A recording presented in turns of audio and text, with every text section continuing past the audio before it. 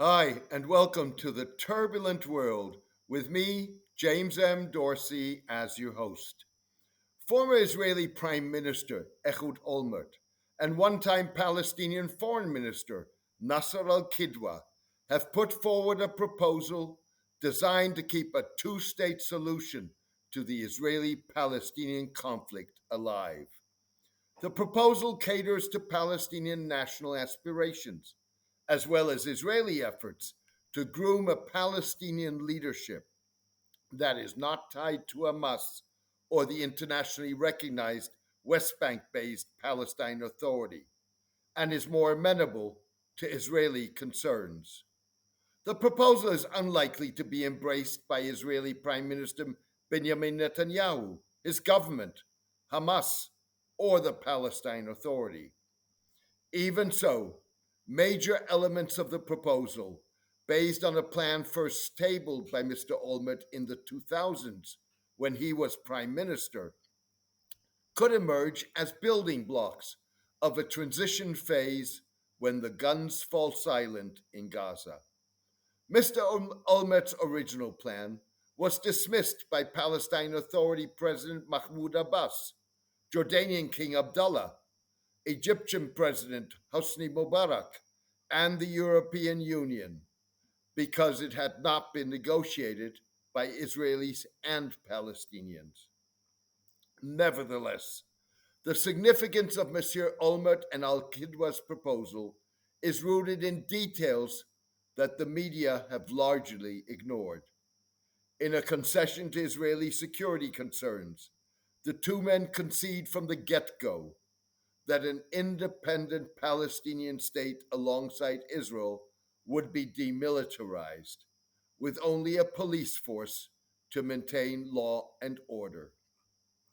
Messieurs Olmert and Al Kidwa envisioned land swaps that would ensure a majority of Israeli West Bank settlers remain under Israeli rather than Palestinian jurisdiction. Jerusalem's Palestinian majority neighborhoods would be the capital of Palestine, while its old city, home to Jewish, Muslim, and Christian holy sites, would be administered by a trust of five states, including Israel and Palestine. Mr. Al Kidwa's endorsement of the proposal boosts its significance. A nephew of legendary Palestinian leader Yasser Arafat, Mr. Al Kidwa is an associate of Mahmoud Dahlan, a United Arab Emirates backed Gazan native and controversial former Fatah security chief, who has been touted as a potential post war leader in the Strip. Born into poverty in Khan Yunis, Mr. Dahlan, a wealthy businessman, is close to UAE President Mohammed bin Zayed and well connected in Israeli, US, and European political circles, despite having been arrested in Israel several times. Since going into exile in Abu Dhabi in 2007, Mr. Dahlan has operated on the margins of Palestinian politics after Hamas defeated his Al Fatah security force in bloody clashes in Gaza. Nevertheless, he retains a political party and a network in the Strip that could populate a future Palestinian security force. He has also built or rebuilt his bridges to Hamas. Earlier this year, Mr. Dahlan rejected an Israeli request to head a post war Gazan administration that would replace Hamas and operate under Israeli tutelage. Instead, Mr. Dahlan, like Mr. Al Kidwa, insists that Hamas has to be part of the post war political process. I'm no friend of Hamas, but do you think anybody is going to be able to run to make peace without Hamas? Mr. Dahlan asked. To fill the void, Messrs. Olmert and Al Kidwa propose that a council of commissioners composed of professional technocrats and not of political representatives initially administer Gaza. linked to the Palestinian Authority, the Council would remain in place until elections are held in Gaza and the West Bank within 3 years of the ceasefire taking effect.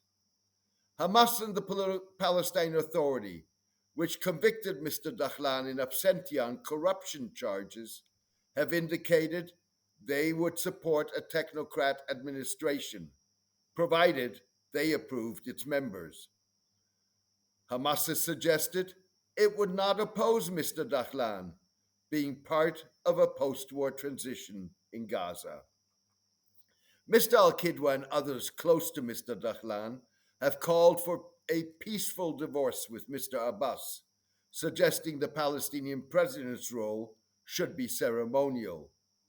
Messrs. Dahlan and Al-Kidwa's views on the future of Gaza and Palestine track closely those of key regional players, including Gaza ceasefire mediators Qatar and Egypt, as well as Saudi Arabia and the UAE. The UAE and other Gulf states have indicated they would only fund reconstruction if there were a credible and irreversible pathway to an independent Palestinian state. Mr. Al-Kidwa argues that Palestinian youth have no interest in pathways and prolonged peace negotiations. The Oslo peace process that started in the early 1990s demonstrated to them that dragged out deliberations lead to nowhere. Palestinian youth don't want to see more of the same. They're right. We should stop talking about a process, a horizon. Statehood should be an accepted commitment from the beginning. There is no solution but dividing the land into two states, Israel and Palestine, living side by side in peace, Mr. Al-Kidwa said.